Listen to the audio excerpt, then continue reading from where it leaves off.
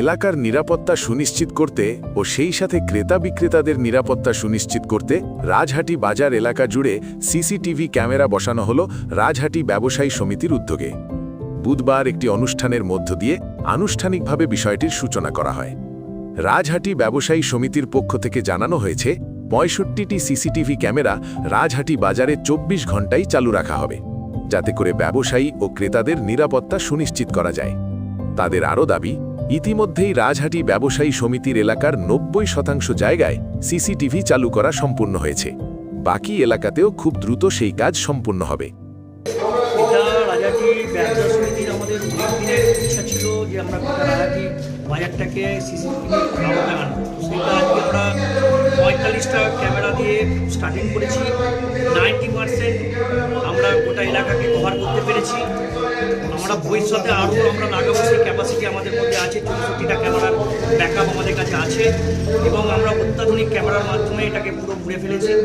দেখা যাক, আমরা আমাদের ব্যবসাদের বৃন্দর প্রচুর সহযোগিতা এবং আমার সদস্য যারা আমার কার্যকরী কমিটির সদস্য আছে সকলের সদস্যদের সহযোগিতায় আমরা আজকে এটা করতে পেরেছি।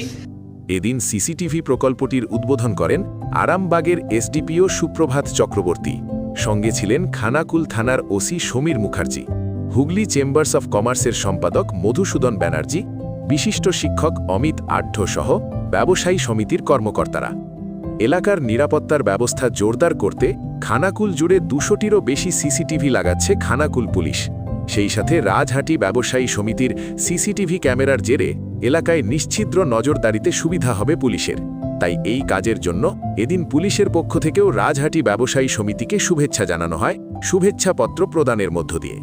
এটা এই সময়ে বিশেষ করে ডিজিটাল সার্ভিলেন্স যেভাবে হয় তার এটা সত্যি সবার কাছে একটা শিক্ষণীয় ব্যাপার, যেভাবে রাজহাটি ব্যবসায়ী সমিতিটা উপলব্ধি করেছে এবং এত তাড়াতাড়ি ইমপ্লিমেন্ট করেছে।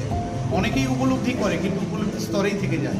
ইনারা সেটাকে ইমপ্লিমেন্ট করেছে এবং ডেডিকেটেড রুম দিয়ে দিয়েছে এবং সেখানে আমাদের ব্যাকআপ থাকছে প্রায় ২০ দিনের মতন। এটাকে আরও এক্সটেন্ড করা হবে এবং আমি যেটা শুনছিলাম শীতাংশুর কথায় যে 90% এরিয়া রাজহাটি হচ্ছে বলতে গেলে খানাকুলের প্রাণকেন্দ্র।